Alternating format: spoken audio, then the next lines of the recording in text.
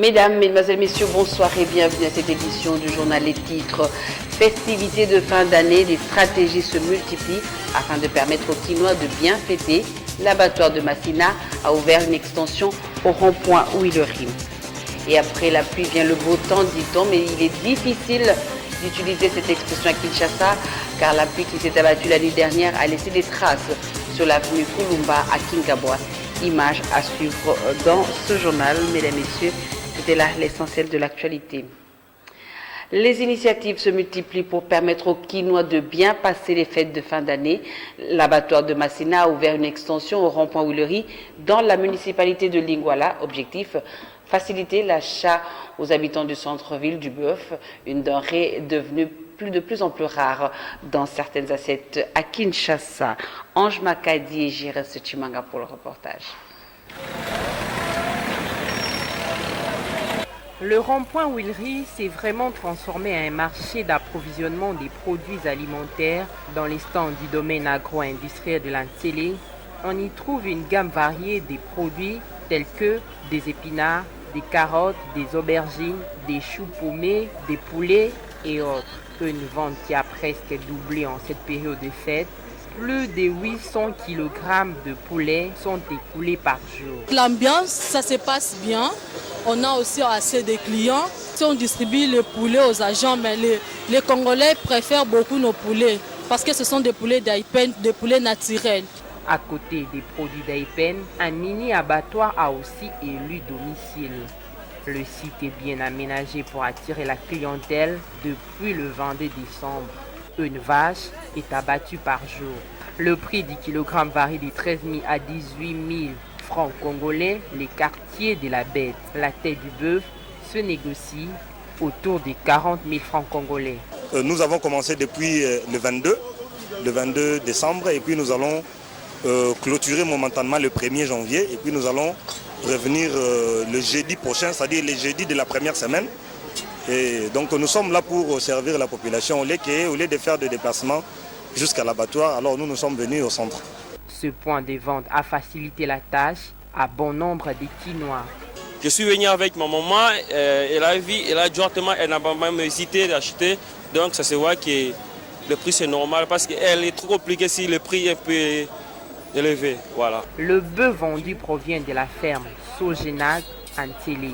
Le mini-abattoir va fermer ses portes le 2 janvier, soit au lendemain de la fête du Nouvel An.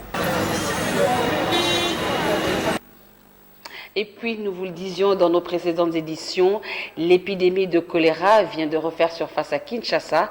Selon le ministre de la Santé, 123 cas ont été enregistrés depuis le 27 novembre dans la capitale, dont 10 décès. À ce sujet, suivez ce reportage sur ces précautions à prendre pour éviter toute contamination. Certaines pratiques très simples peuvent aider à éviter le choléra. Tout d'abord, il faut à tout prix boire de l'eau propre. Éviter de manger des crudités, bien laver les fruits et légumes avec de l'eau propre. La santé n'a pas de prix, dit-on. Alors, les objets et les lieux que nous utilisons au quotidien doivent rester propres. C'est le cas des latrines. Et il est également conseillé de ne pas déféquer à l'air libre. Se laver correctement les mains avec de l'eau propre. 1. Mouiller les mains avec de l'eau propre. 2. Appliquer du savon sur toute la surface de la main. 3. Se frotter la paume des mains soigneusement. 4. Frotter la paume de chaque main avec le côté extérieur de la seconde main. 5. Frotter les faces des doigts entrecroisés. 6. Se frotter soigneusement le côté extérieur des doigts avec la paume de l'autre main. 7. Frotter chaque pouce à l'intérieur de la paume opposée. 8. Frotter chaque bout de doigt de manière circulaire à l'intérieur de la paume opposée. 9. Rincer correctement les mains. 10.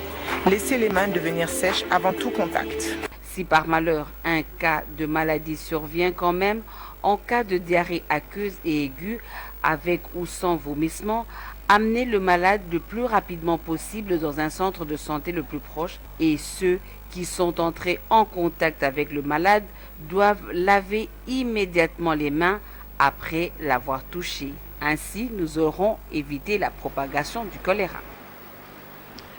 En politique, sachez que Gabriel Kyungu Wakumwanza, leader de l'UNAFEC, n'est plus coordonnateur du rassemblement du Grand Katanga.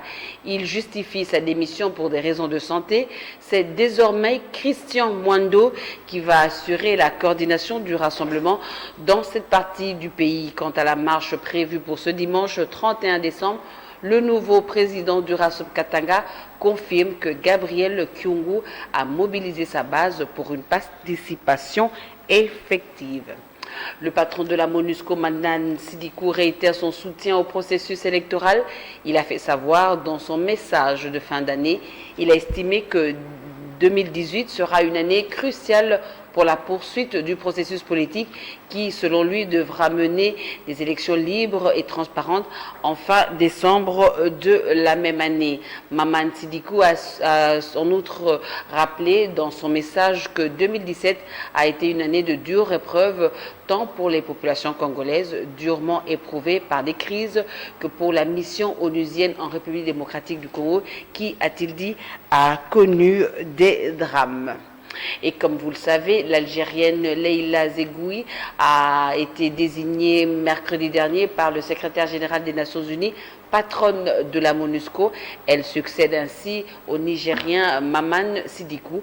Le portrait de la juriste algérienne nous est brossé ici à travers ce reportage. La diplomate algérienne aura assumé une mission difficile dans une région où règne l'instabilité politique. Née en 1956 à Souk-Arras, Leïla Zerougui a obtenu son diplôme d'école nationale d'administration en 1980. Elle a successivement été juge des tribunaux de première instance entre 1980 et 1986. Dans son parcours, elle a aussi été conseillère juridique au cabinet du ministre algérien de la Justice entre 1998 et 2000. La nouvelle chef de la MONUSCO compte plus de 30 années d'expérience dans les domaines de l'état de droit et de la protection des civils. Leïla Zerougui a été représentante spéciale du secrétaire général pour le sort des enfants en temps de conflits armés de 2002 à 2016. La République démocratique du Congo n'est pas une terre étrangère à son égard, puisque de 2008 à 2012, elle a été la représentante spéciale adjointe du secrétaire général à MONUSCO, au sein de laquelle elle a dirigé les travaux visant à renforcer l'état des droits et la protection des civils. Il y avait deux candidats finalistes à ce poste, Leïla Zerougui et le Sénégalais Abdoulaye Bathily. Et c'est finalement l'Algérienne qui a été nommée. Elle succède ainsi au Nigérien Maman Sidikou, dont les mandats s'achèvent en janvier 2018. Leïla Zerougui est donc la 7e personne à diriger la MONUSCO. Nous vous le disions à l'ouverture, l'avenue Kilumba, située au quartier Kingabwa, dans la municipalité de Limete, se trouve dans un état de délabrement. Les conducteurs de véhicules ont du mal à circuler. Les riverains, de leur côté, appellent au bon sens des autorités, surtout après la pluie qui s'est abattue la nuit dernière. Ils l'ont fait savoir à GFT de Soléni. Ici, nous sommes dans la commune de Limete, précisément à Kingabwa. Comme vous pouvez le constater, la route n'existe quasiment plus. Les usagers de l'avenue Kulumba, particulièrement les conducteurs des taxibus, éprouvent d'énormes difficultés de circulation. Et devant pareille situation, la population ne peut que lancer un SOS aux autorités urbaines. Les autorités ne s'intéressent pas à cette route. Nous payons la vignette, mais il n'y a pas de retombées. Tout ce qu'on souhaite est que l'autorité fasse son travail. Ils sont animés de mauvaise foi. L'argent de la vignette doit servir à la ville et non à leur poche.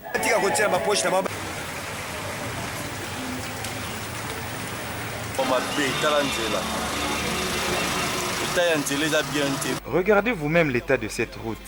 Et d'ici janvier prochain, ils nous demanderont encore de payer la vignette. C'est pas possible. De janvier à vignette.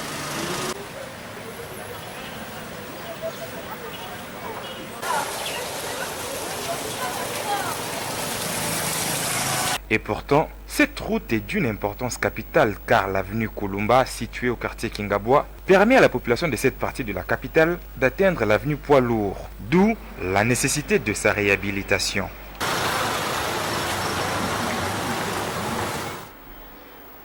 À la Société nationale d'assurance, on a effectué la dernière opération jeudi sinistre de l'année 2017.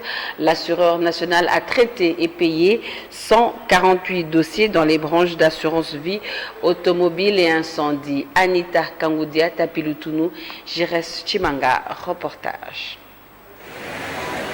La Société nationale d'assurance était une fois de plus au rendez-vous pour indemniser des victimes des accidents de circulation routière ainsi que celles d'incendie et la branche assurance vie. À la direction générale, 89 victimes ont été indemnisées. 8 dossiers ont été payés à l'agence de la DGI Gombe. Au même moment, l'assureur national traitait et payait 13 dossiers. 14 dossiers ont été traités et payés dans les agences de l'IMETE et du 30 juin en raison des 7 dossiers par agence. Une victime de moins par rapport à ces deux agences, indemnisée à l'agence de Kassavoubou, tandis qu'à l'agence du commerce, l'assureur national a traité et payé 4 dossiers. 3 victimes indemnisées à l'agence de Ngaba, 2 victimes dans chacune des agences de Ntélé, Maluku et Yolo. Enfin, un seul dossier traité et payé dans chacune des dossiers de Bichungobila, Mbeteke, Lemba, Libération, Massina et Sosimat, à la grande satisfaction des bénéficiaires qui ont profité de l'occasion pour encourager la directrice générale de SONAS, Carole Aguito Amela.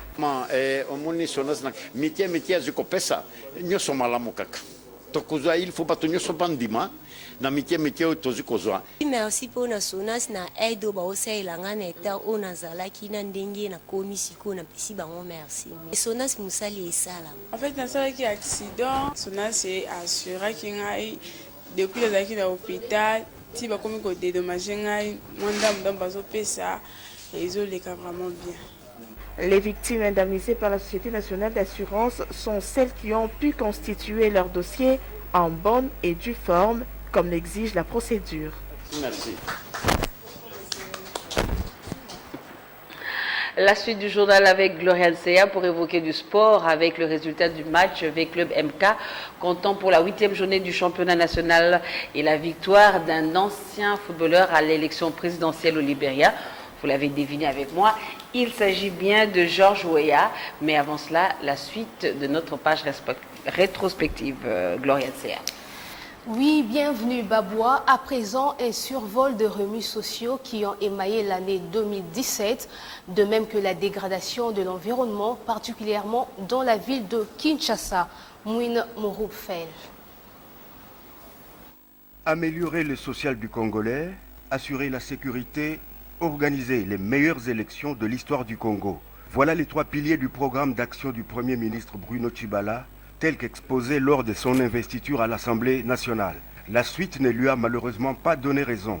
Dès sa prise de fonction, le franc congolais entame un cycle de dépréciation continue face à la devise de référence. Les prix des produits de première nécessité prennent de l'ascenseur, tandis que des unités de production licencient du personnel ou mettent purement et simplement la clé sous le paillasson. Le gouvernement doit en plus faire face à un vaste mouvement de grève dans la quasi-totalité des secteurs des services publics, faute d'ajustement de la paye au taux budgétaire, contrairement aux promesses du Premier ministre. Médecins, magistrats, enseignants, infirmiers, professeurs d'université créent la paralysie des pouvoirs publics.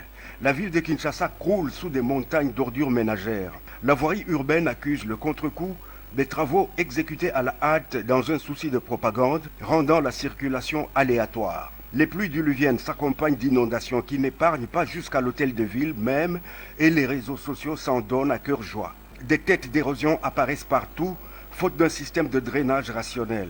L'autorité urbaine est introuvable. Un malheur ne venant jamais seul, voilà que le ministère des Affaires étrangères se manifeste par le lancement des passeports dits biométriques et l'annulation d'anciens documents semi-biométriques avant de se dédire dans la plus parfaite confusion. Tout au long des semaines, l'opposition tient la dragée haute au pouvoir à force d'appels à manifester, avec l'immuable leitmotiv de la publication du calendrier électoral par la CENI et de la fin du mandat du chef de l'État au 31 décembre. L'arrivée à Kinshasa de l'ambassadrice américaine aux Nations Unies nourrit les opposants de faux espoirs. Car à peine Nikki Haley est-elle repartie que la centrale électorale publie son calendrier, fixant les élections présidentielles, législatives, nationales et provinciales au 23 décembre 2018. La loi électorale promulguée dans la foulée comporte la disposition coupe-gorge du seuil de représentativité, véritable épée de Damoclès au-dessus de la tête des petits partis voués à la disparition. Et naturellement, Kabila rempile pour une année de plus. Il ne reste plus au clergé catholique qu'à faire sonner et retentir cloches et casseroles. Et à l'opposition proche de Limété, à lancer d'autres appels à manifester, sans grande conviction. Sport à présent, poursuite cet après-midi du championnat de la Ligue nationale de football. Dans la zone de développement ouest, l'ASV Club reprend la première place après sa victoire de 2-0 devant MK, Muzungu et Etekama. En marqué pour les Dauphins Noirs, grâce à cette victoire, les protégés de Florent Ibenge totalisent 18 points, un de plus que son éternel rival, le Desampé. L'actualité à l'étranger reste dominée par l'élection de George Weah. Comme vous le savez, le Ballon d'Or 1995 est devenu depuis hier jeudi président du Libéria. L'ex-attaquant du Paris Saint-Germain a récolté 61,5% des voix lors du second tour de l'élection présidentielle qui s'est déroulée mardi dernier, devançant le vice-président sortant Joseph Boakai, 38,5%, qui est vraiment Mister George, comme on l'aime bien l'appeler. Reportage. Je suis très honoré.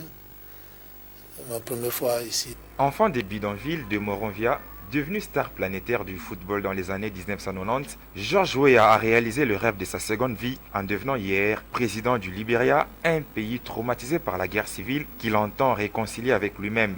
À 51 ans, l'ex-attaquant vedette du Paris Saint-Germain et du Milan AC a largement remporté le second tour de l'élection présidentielle avec 61,5% des voix face à son adversaire, le vice-président Joseph Boakai, devenant ainsi le premier grand footballeur élu chef d'État. Les amateurs du football le connaissent forcément.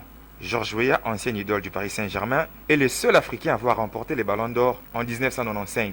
Weah était largement absent du pays pendant la guerre civile qui a fait quelques 250 000 morts entre 1989 et 2003. C'est enfin en 2005 qu'il entre en politique à la fin du conflit.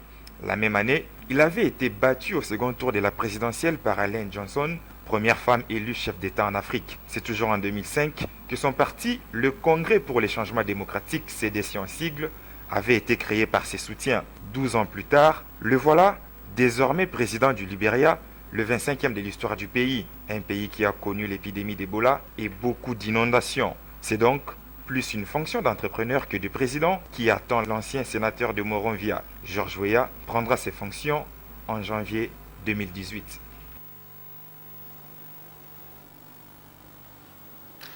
L'ancien footballeur a certainement gagné le meilleur match de sa vie. Après l'annonce de l'élection de l'ancien attaquant du Paris Saint-Germain et du Milan AC, plusieurs personnalités du football ont réagi, à l'instar de l'Ivoirien Didier Drogba ou encore du Français David Ginola, son ancien coéquipier au club de la capitale française, Josté Tcholeni. C'est dire qu'après la gloire du ballon rond, Mister George s'assoira désormais parmi les dirigeants du continent et même du monde. De quoi susciter des réactions du monde du football. La première, celle de l'Ivoirien Didier Drogba, qui a tweeté « Félicitations Mister George ». Ensuite, l'UEFA, l'instance de football qui organise chaque année la Ligue des champions européenne. Sur l'étude de l'UEFA, on pouvait lire « George Weah, le meilleur buteur de l'UEFA Champions League de la saison 1994-1995, seul ballon d'or africain, sera président du Libéria, son pays, à partir du 22 janvier. David Ginola, ancien footballeur français, a aussi tweeté en disant « Félicitations à toi, Mister George, le nouveau président du Libéria ». Les réactions au lendemain de la victoire de George Weah tombent un peu de partout. Le 22 janvier prochain, il entrera donc en fonction. Et pour être complet sur l'élection de George Weah, le candidat malheureux, le vice-président sortant Joseph Boakai, a prononcé ce vendredi un discours d'homme d'État d'une grande dignité devant des centaines de partisans, des supporters, des journalistes, et certains d'entre eux étaient même en larmes. Il a déclaré qu'il ne souhaitait pas qu'une seule goutte de sang soit versée en son nom. Il a expliqué qu'il avait téléphoné à George Weah pour le féliciter. Il a également dit reconnaître le verdict vote des urnes. Mesdames, Messieurs, c'est par ici que prend fin ce journal, mon dernier journal de l'année 2017. Demain, retrouvé à 13h, Gloria Sea, voilà, pour l'édition de la mi-journée. Et quant à moi, je vous retrouve l'année prochaine. Mesdames, Messieurs, continuez à visiter toujours et encore notre page Facebook Numérica TV officielle. En tout cas, bonne suite de programmes et surtout, meilleurs vœux pour l'année 2018. Au revoir.